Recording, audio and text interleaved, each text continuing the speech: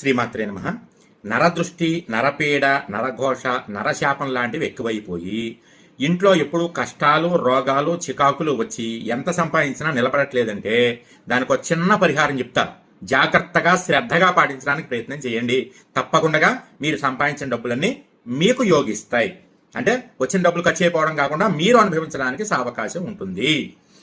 వీలైతే కనుక అందరూ కూడా ఇంట్లో తమలపాకు తీగని పెంచుకోండి. ఎలా పెంచుకోవాలో తెలుసా? ఇంటి ద్వారబంధం మనం మామిడి తోరణం కట్టినట్టుగా ద్వారబంధానికి తమలపాకు తీగ పాకేసేయచ్చు, ఇబ్బంది ఏం లేదు.